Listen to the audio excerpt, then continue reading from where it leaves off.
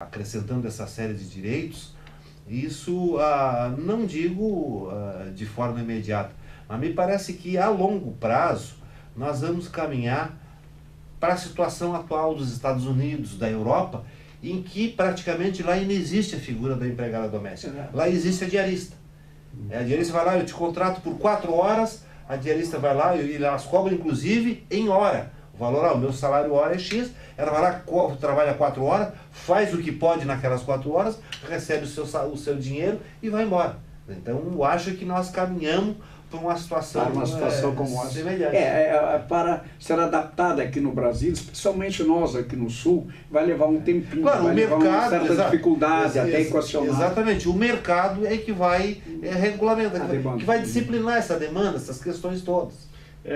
Eu acho que vai onerar muito financeiramente e onerar também de uma forma a questão da estrutura para controlar toda essa questão das empregadas. Você imagina essa questão que eu tinha abordado, quem é que pode ter uma empregada doméstica hoje com todos esses direitos? Não. Muito poucas pessoas.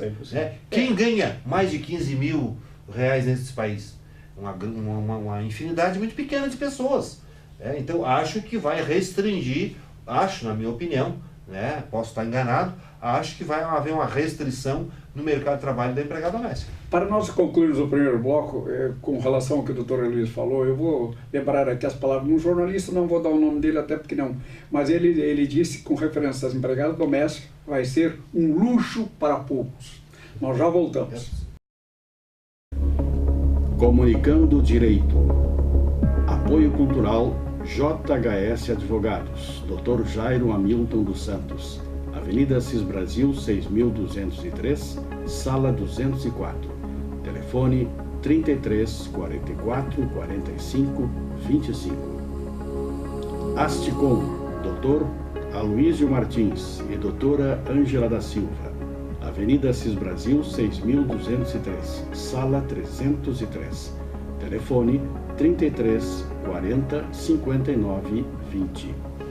Carmona Advogados, Dr. Felipe Carmona, Avenida Protásio Alves, 3504, Sala 605. Telefone 33 34 25 75. Baterias Líder, distribuidor exclusivo para o Rio Grande do Sul da Cedelco Freedom, Avenida Assis Brasil, 5984. Telefone 3364 3131.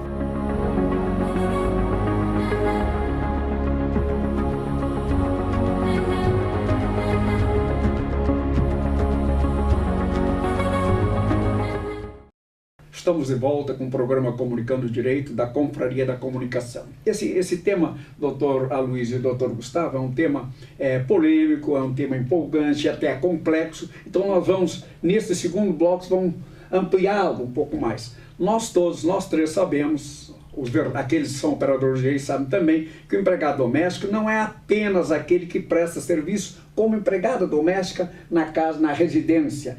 É também aquele que exerce outras funções, como, por exemplo, o caseiro, aquele que é caseiro de um sítio com a finalidade de lazer, que não tem fim econômico, ou seja, não é para lucro. Esse também é considerado empregado doméstico, entre outros. Então, vamos agora abranger um pouco mais e falar sobre isso também, doutora Luiz. Eu não sou contra esses direitos que foram alcançados à empregada doméstica. Eu acho que havia uma certa discriminação. Agora eu tenho que ser realista, claro, em função das consequências dessa lei. Eu acho que as empregadas estão de parabéns e é muito louvável a concessão desses direitos para elas. Agora, então, eu sou obrigado a externar a minha opinião das consequências que isso pode vir.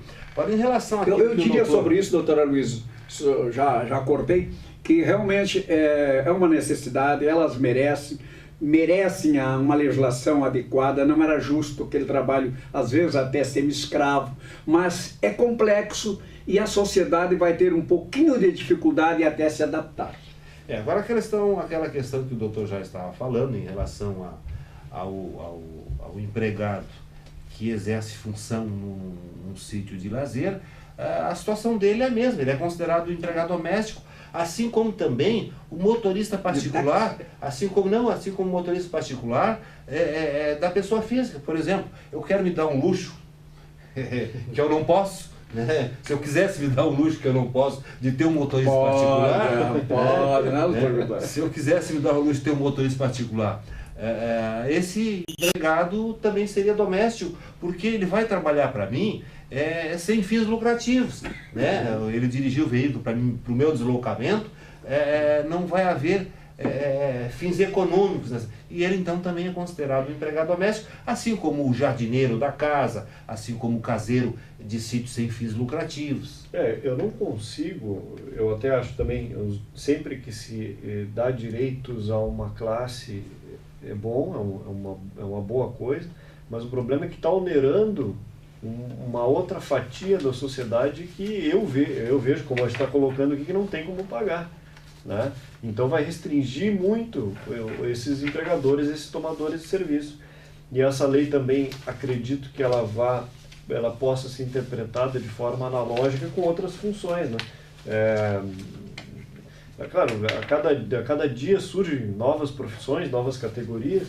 Então, agora todas as pessoas que desenvolverem atividades dentro de uma residência, ou desenvolver atividades para uma pessoa física, prestarem serviços, podem usar analogicamente essa lei aí pode, se quiser, direitos aí, então, para essas outras pessoas, essa outra categoria. Bom, nós vamos passar então para as perguntas, antes dizendo que com relação ao horário de trabalho é simples. O livro ponto vai resolver a situação, não há nenhum problema, cartão ponto não pode, até porque não preenche o requisito de lei, mas o livro ponto a senhora pode fazer, marca o horário da empregada, ela assina do lado, não há nenhum problema, direitinho, marca o intervalo, marca o horário de trabalho, não tem nenhum problema. Em relação ao problema da jornada, aquilo que eu já tinha dito antes, dificilmente uma empregada doméstica trabalha mais que 8 horas. Às vezes elas trabalham até menos que 8 horas. Até porque a empregada chega lá pelas 3 horas da tarde, ela já fez tudo o que tinha que fazer,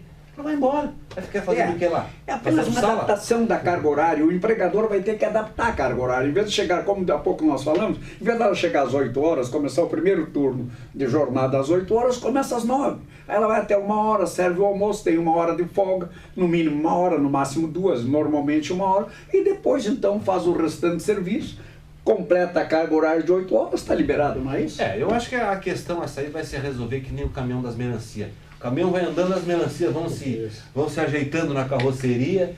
As empregadas domésticas merecem todo o nosso respeito, nosso apoio. Realmente tinha que haver uma legislação, porque o que acontecia agora, como nós falamos, terminava com 8, 9, 5, 10 anos de atividade naquela casa, criando raízes e passando praticamente a ser um membro da família, o que é bom, o que dá credibilidade para ambas as partes, o empregado e o empregador, mas tem que ter seus direitos, porque senão depois... Bom, encerramos esse assunto de hoje, é polêmico, é complexo, mas é extremamente importante. Espero que tenhamos contribuído para dirimir algumas dúvidas, especialmente do empregador. Passamos às perguntas. Doutora Luiz, seu Eloy Moraes Bittencourt informa que aposentado pelo INSS e pergunta a última decisão do Supremo Tribunal Federal, direito adquirido do melhor benefício. Em relação à revisão de benefícios previdenciários, atinge todas as aposentadorias?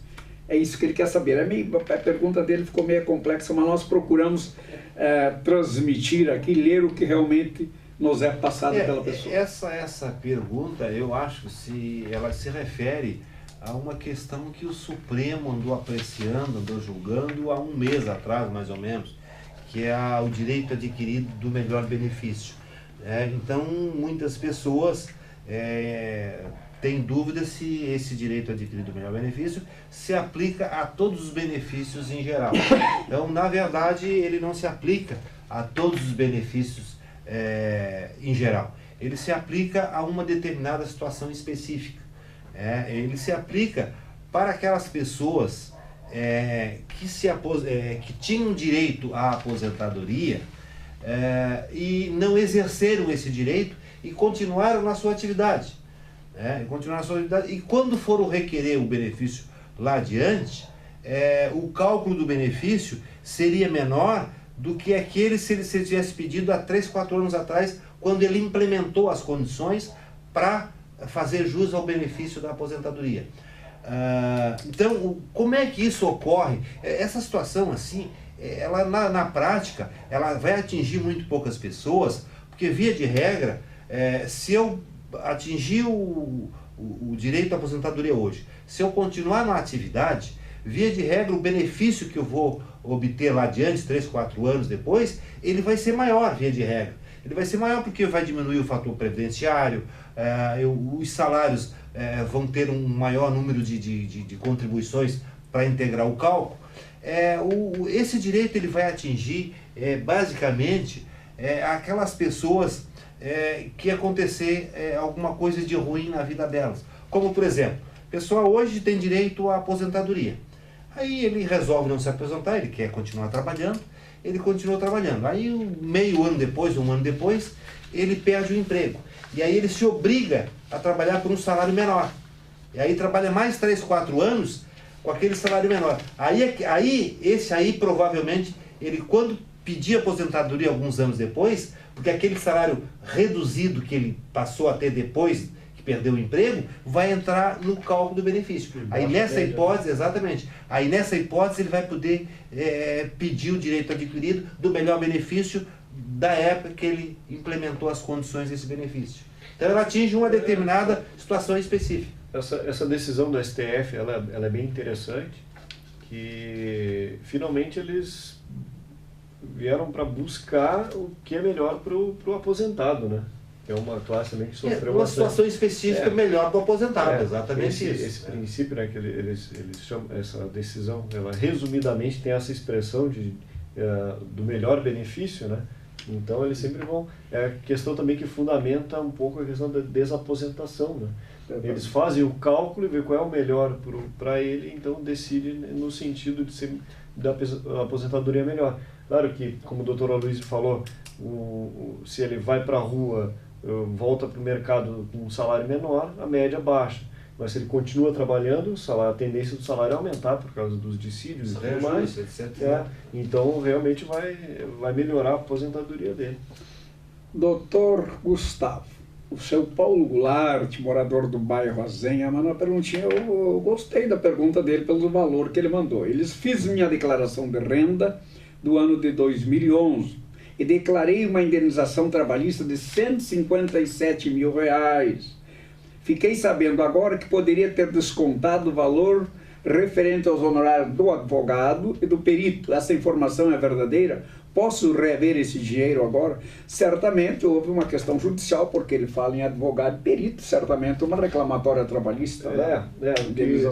O que realmente a Receita Federal anteriormente ela não aceitava muito, e as pessoas buscavam na justiça. Quando a pessoa recebia uma indenização, ela fazia a declaração de imposto de renda, colocava os honorários do perito e do advogado, as despesas lá que teve com o processo, e a Receita não aceitava, né? O cara caía na malha fina, e aí então ele entrava na justiça e reavia esse dinheiro. Mas ele pode ainda fazer a retificação, tentar reaver esse valor do desconto, que ele tem direito a descontar o valor porque ele não pode pagar imposto de renda sobre as despesas que ele teve com o advogado e com a perícia judicial. Então, ele pode botar esses valores no imposto de renda e então reaver, ou vai diminuir o pagamento do imposto, ou vai ter restituição, ou vai aumentar a restituição dele. Ele pode fazer isso sim. E se a Receita não aceitar administrativamente, então ele busca na justiça através de uma ação e tenho certeza que ele vai ganhar. Na verdade, a legislação tributária, ela diz que pode ser abatido do crédito recebido na ação trabalhista toda e qualquer despesas que ele despendeu para obter aquele rendimento. Então, aí se inclui honorário de advogado, perito contábil que atua no processo não aquela perícia que é paga pela outra parte. Um perito que ele tenha contratado para conferir cálculo, etc. e qualquer uma outra despesa necessária à obtenção daquele benefício. Né? Porque não é justo eu ter despesa para obter aquele benefício e não deduzir isso como custo, né? Então o doutor Gustavo deu a resposta absolutamente correta. Ele pode fazer uma retificação na declaração, e se ele esqueceu de fazer a dedução desses valores, ele faz uma retificação na declaração e então readequa a sua declaração à realidade. E aí faz aquele desconto, podendo vir a ter uma maior restituição ou um menor imposto a pagar. Essa pergunta agora veio de um conhecido, e ele não vou identificá-lo porque é direito de família. Eu vou responder, depois se os colegas quiserem ampliar. Ele me pergunta em que hipótese uma herança é recebida pelos irmãos do autor da herança, ou seja, pelo falecido. E pergunta se apenas os irmãos recebem ou também o sobrinho do falecido. Bom, vou lhe explicar. Os herdeiros são os ascendentes e os descendentes. Normalmente os descendentes, os filhos. Na falta de filhos, vamos supor os pais, os ascendentes, aqueles que estão em cima dele. Esses são os herdeiros diretos. Os irmãos do falecido vão herdar, se ele não deixou filhos, nem os pais. Então ele faleceu, deixou os irmãos vão herdar. Vou lhe dar um exemplo. Se tiverem 3 irmãos, cada um dos irmãos vai receber 1/3. Vamos admitir que um desses 3 irmãos também faleceu e tenha 2 filhos. Então, eles vão se habilitar, os 3 vão se habilitar, sendo que esse que faleceu, evidente, vai se habilitar através dos 2 filhos. Então, os 2 sobrinhos vão receber o quinhão que seria do pai deles. A herança do falecido será dividida pelos 3 irmãos. Um recebe 1/3, outro 1/3, e esse que faleceu, os 2 filhos dele vão dividir 1/3. Não sei se o doutor Aloysio tem mais alguma coisa a acrescentar. Resumidamente é isso. Eu vou dizer que o doutor Jairo respondeu de forma completamente correta, só que eu vou sintetizar em 2, 3 frases. Ele tem direito, os irmãos, a receber quando não vê ascendentes nem descendentes, e que o falecido tenha deixado herança, porque ele pode fazer um testamento e não deixar herança nenhuma. Porque aí, como não tem herdeiros necessários, ele pode fazer um testamento e deixar para quem quiser. Isso aqui, porque os colaterais, os irmãos, não são de herdeiros necessários, então ele pode pegar a herança dele. Tá, mas eu respondi dessa forma porque essa pessoa que recebeu, aliás, que fez a pergunta, é um dos irmãos do falecido. E ele me disse, olha, são 3 irmãos, é óbvio que eu não vou dar o nome, são 3 irmãos, só que um do irmão dele, um irmão faleceu agora há pouco tempo, bem depois, aliás, do que está sendo objeto do inventário, e ele deixou 2 filhos. Então eu respondi para que o senhor entenda, a herança, como não há descendente, quem são os descendentes? Os filhos e os ascendentes, os pais do falecido. Não há testamento, não há nada, como o senhor já me disse, ela vai ser dividida 1/3 para cada um. Esse seu irmão que faleceu agora, os 2 filhos dele, que são 2 sobrinhos, são seus, vão receber o quinhão que seria dele. Bom, continuamos então aqui as perguntas. Eu quero lembrar aos nossos telespectadores que o programa Comunicando o Direito, da Confraria da Comunicação, vai ao ar aos sábados, às 20 horas, segunda-feira, às 9 horas e quintas-feiras, às 12h30, sempre pelo nosso canal 6, TV Porto Alegre. Doutor Aloysio, esse não se identificou. Ele informa que estava preso, é o direito penal, ele informa que estava preso em regime semiaberto e fugiu do estabelecimento prisional. Está arrependido da fuga, normalmente isso acontece. Está arrependido da fuga, pergunta se deve continuar foragido, se deve se apresentar espontaneamente para ser novamente preso, doutor. O senhor que é criminalista, salve o homem, doutor. Se ele se arrependeu é porque o assalto que ele foi fazer fora não deu certo, né?